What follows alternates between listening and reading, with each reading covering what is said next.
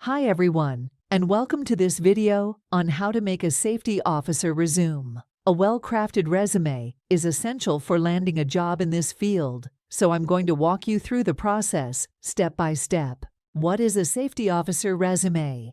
A safety officer resume is a concise and informative document that highlights your qualifications and experience in the field of safety and health. It should be tailored to the specific job you are applying for and should showcase your ability to protect workers and prevent accidents. What to include in your safety officer resume? There are several key sections that you should include in your safety officer resume. Contact information. Make sure your contact information is up to date and easy to find.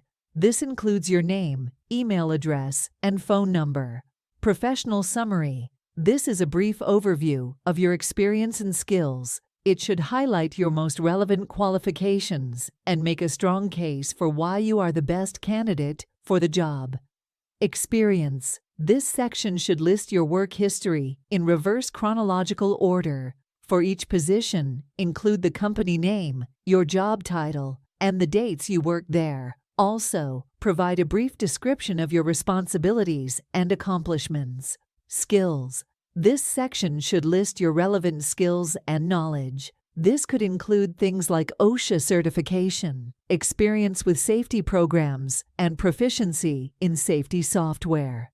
Education. This section should list your educational background, include the name of the institution, your degree, and your graduation date.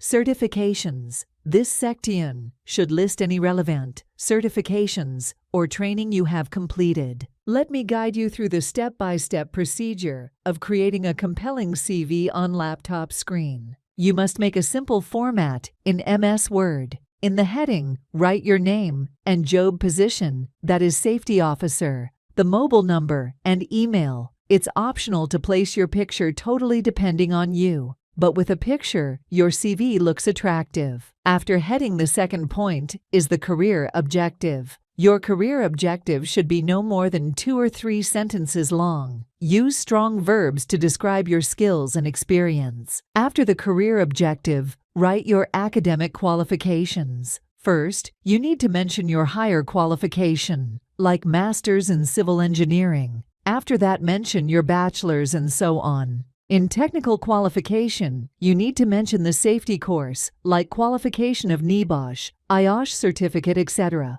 The next section is profile summary. That's include approval and achievements. Use strong verbs to describe your skills and experience. Make sure to highlight the skills and experience that are most relevant to the position you are applying for.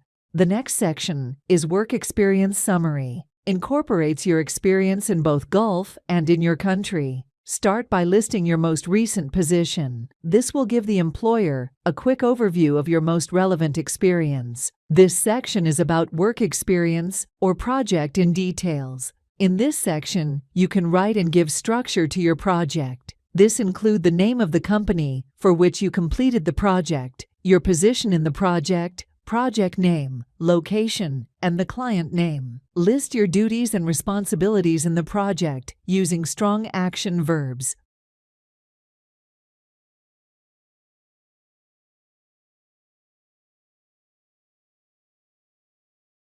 The next section is about the personal and passport details. Write the personal details. The details include the name of the father, your date of birth, nationality, the languages known to you, your permanent and present address. Mention the contact details, like contact number, email address, Skype ID. Beside that, mention your passport number, date of issue, and expiry. In the last, mention the date on the CV, your place, your name, and signature on the CV.